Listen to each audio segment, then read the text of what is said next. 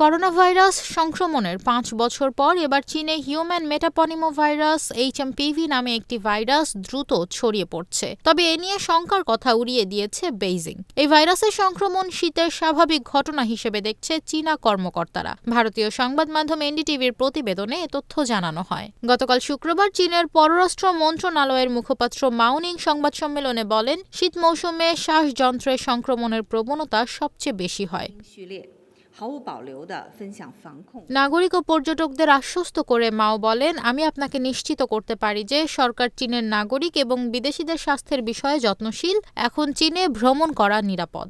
হাসপাতালে রোগী বৃদ্ধির বিষয়ে প্রশ্ন করলে চীনা পররাষ্ট্র মন্ত্রণালয়ের মুখপাত্র বলেন, রোগগুলো আগের বছরের চেয়ে কম গুরুতর এবং সংক্রমণও সে তুলনায় কম। এ সময় নাগরিক ও পর্যটকদের চীনের জাতীয় রোগ নিয়ন্ত্রণ ও প্রতিরোধ প্রশাসনের নির্দেশনা মেনে চলারও আহ্বান জানান মাও। গত কয়েকদিন ধরে চীন জুড়ে শ্বাসকষ্টজনিত অসুস্থতার আকস্মিক বৃদ্ধি ঘটেছে, যা মানুষকে করোনা ভাইরাস মহামারীর কথা মনে করিয়ে দিচ্ছে। ইন্দোনেশিয়া, ভারত ও জাপানের মতো প্রতিবেশী দেশগুলোর গণমাধ্যমও এ নিয়ে প্রয়োজনীয় সতর্কতা অবলম্বন করতে সতর্ক করেছে। HMPV প্রায় 2 দশক ধরে পরিচিত হওয়া সত্ত্বেও এর কোনো ভ্যাকসিন নেই। ভাইরাসটির বিস্তার রোধ করতে স্বাস্থ্য বিশেষজ্ঞরা সতর্কতা মেনে চলার আহ্বান জানিয়েছেন। HMPV-তে আক্রান্তের লক্ষণ করোনা ভাইরাসের মতোই। এই ভাইরাসে আক্রান্ত হলে জ্বর, সর্দি, কাশি, গলা ব্যথা ও শারীরিক দুর্বলতা দেখা দেয়।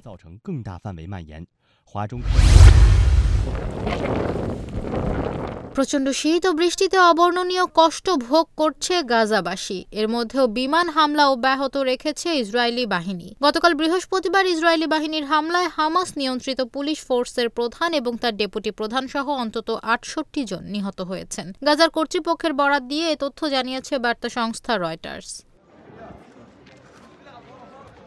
গত 14 মাস ধরে গাজায় হামলা চালাচ্ছে ইসরায়েলি বাহিনী। গতকাল তারা গাজায় মানবিক অঞ্চল হিসেবে পরিচিত আল মাউশি জেলায় ভয়াবহ হামলা চালিয়েছে। হামাস পরিচালিত গাজার স্বরাষ্ট্র মন্ত্রণালয় জানিয়েছে, ইসরায়েলি হামলায় নিহত গাজার পুলিশ বিভাগের মহাপরিচালকের নাম মাহমুদ সালাহ, তার সহযোগীর নাম হুসাম শাহওয়ান।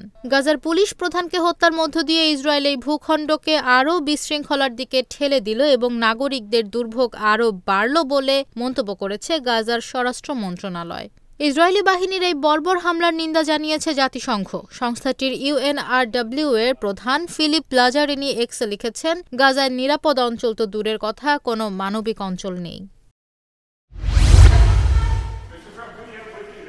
নবনির্বাচিত মার্কিন প্রেসিডেন্ট ডোনাল্ড ট্রাম্প ক্ষমতা নেওয়ার 10 দিন আগেই তার ঘুষ মামলার রায় হবে। নিউ ইয়র্কের বিচারক জুয়ান এম মার্চান স্থানীয় সময় শুক্রবার এক আদেশে এ তারিখ নির্ধারণ করেন। বার্তা সংস্থা AFPর প্রতিবেদনে এ তথ্য জানানো হয়।